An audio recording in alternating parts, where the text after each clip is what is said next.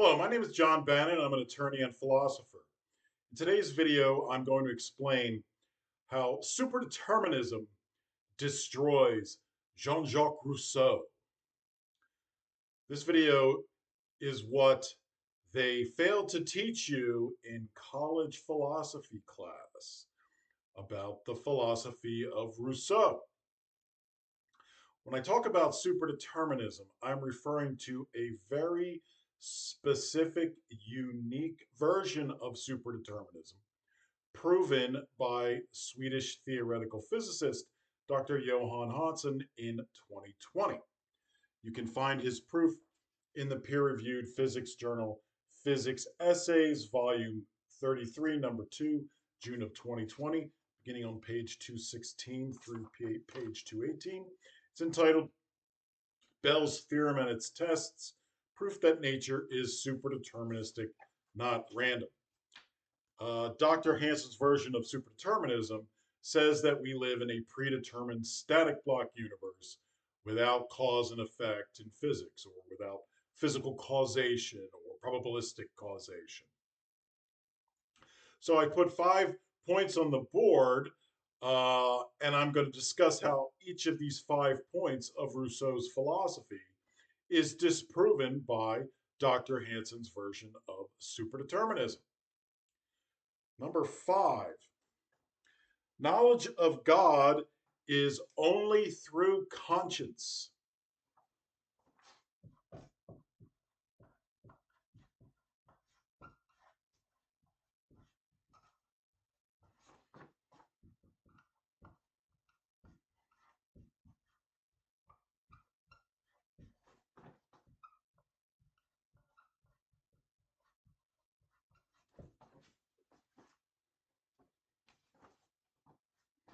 So Rousseau said that because God is the author of nature, and our conscience is the most natural part of us, because reason can be deceived by sophisticated arguments, then listening to our conscience is the only direct line to God.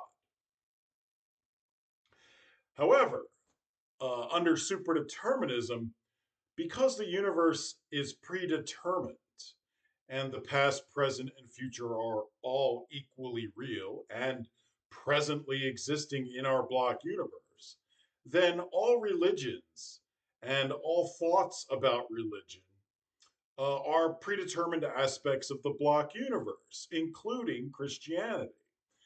And because Christianity is the predominant world religion, then one can reasonably infer that God intended Christianity to be the teaching for all humanity.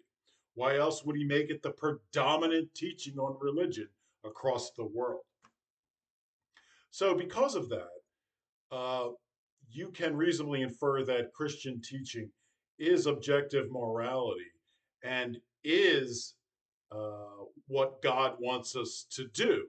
And you can read the Bible without any reference to your own conscience and have this line to God. Right, number 4, adult children need not obey their parents.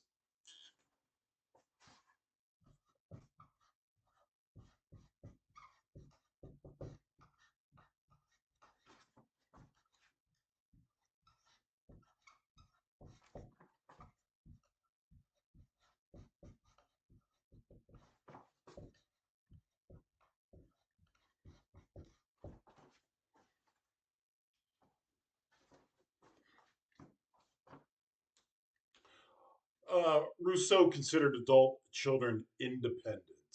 And if they chose to have a relationship with their parents or not, it was by voluntary consent, but they were not required to do so. This is similar to the modern new no contact movement, where adult children decide not to have contact with their parents.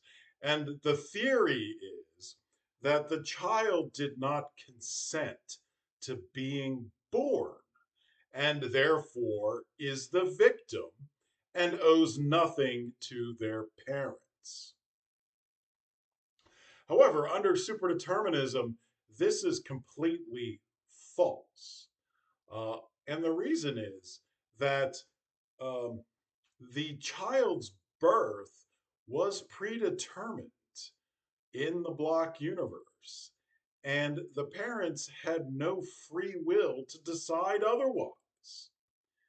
And on top of that, in a superdeterministic universe, because the past, present, and future all are equally real, and they're all uh, statically united in one whole block, then the past is dependent on the future, and the future is dependent on the past. So the child's existence, while dependent on the parents having the child, one could just as easily say under superdeterminism that the parents' existence was dependent on the future birth of the child. Because if the child's future birth is predetermined, then the parents who gave birth to the child must exist in order for that predetermined future event to occur. So, under superdeterminism, the parents can make the same claim as against the adult child that the parent's existence is dependent on the child's existence, and therefore the parents are victims of the child's predetermined existence. So the whole no contact movement makes no logical sense whatsoever under superdeterminism. And you can additionally say that because Christianity is the predominant world religion, and therefore one can reasonably infer that this is God's intended objective morality for humanity, then one of the principles of that morality in the Ten Commandments is honor your mother and your father. And that commandment doesn't stop at the age of majority or adulthood for the adult child. So um, Rousseau on point number 4 is completely wrong. 3, the meaning of life is happiness.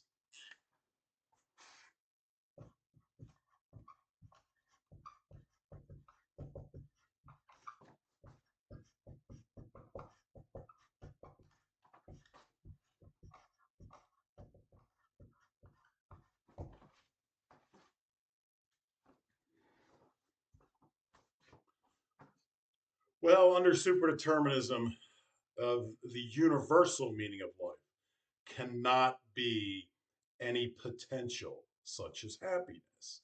Happiness is a potential because you don't have to be happy in life. And there are people who live their entire lives without happiness, um, such as babies that are born, unfortunately, without the parts of their brains that allow for conscious thought, or people in vegetative states, for instance.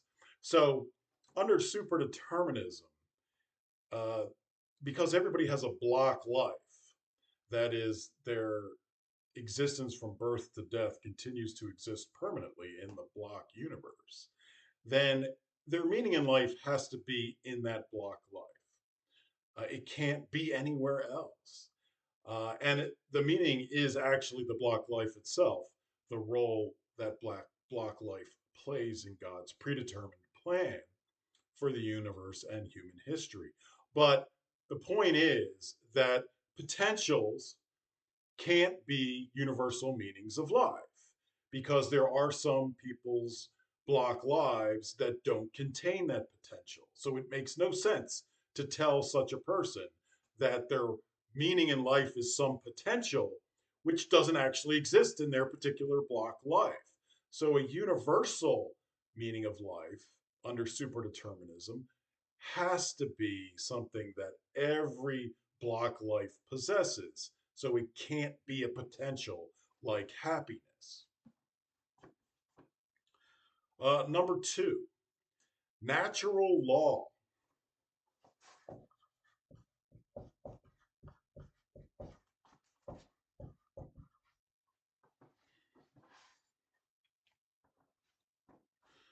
Rousseau believed that we have a natural law, and it is derived from our human instincts of self love and pity. But under superdeterminism, just as the laws of physics do not actually cause the behavior of the universe, but only describe it, then natural law likewise cannot actually cause human behavior, but only describe it. It can't cause human behavior because there's no cause and effect in physics in the universe. All right, number one, the noble savage.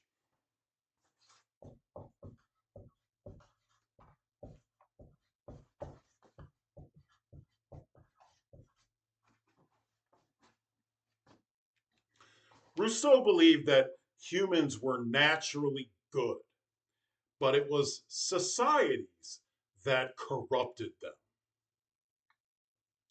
So Rousseau believed that sin was a man made invention, which means that man must have invented the Christian God who tells us we are sinning. However, under superdeterminism, human beings cannot actually invent anything without cause and effect in physics. You can't cause something to exist by inventing it when there's no such thing as physical causation. Everything in the block universe is predetermined. It all existed from the moment the block universe was atemporally created as a whole block simultaneously. And it is permanent. Human beings do not cause anything in our universe, and they cannot actually invent anything, such as religion or sin. These are all aspects of the permanent, predetermined static block universe. They are not human inventions. So, um, sin and the Christian God cannot be human inventions. They are aspects of the permanent static block universe.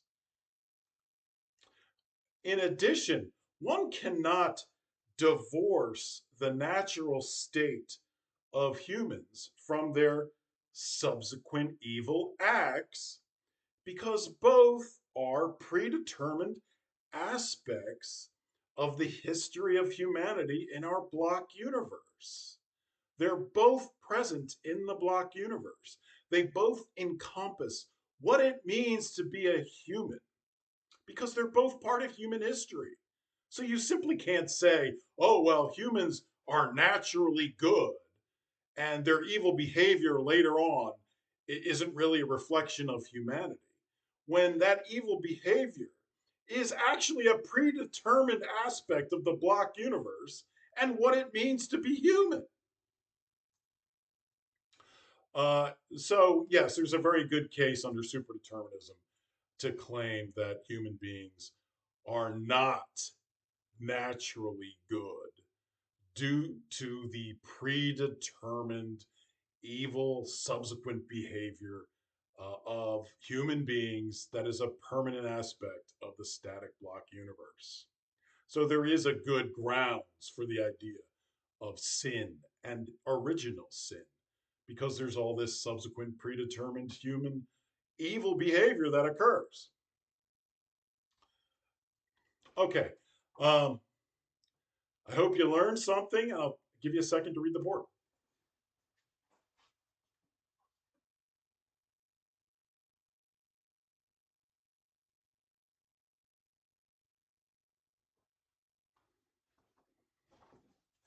All right, until next time, take care.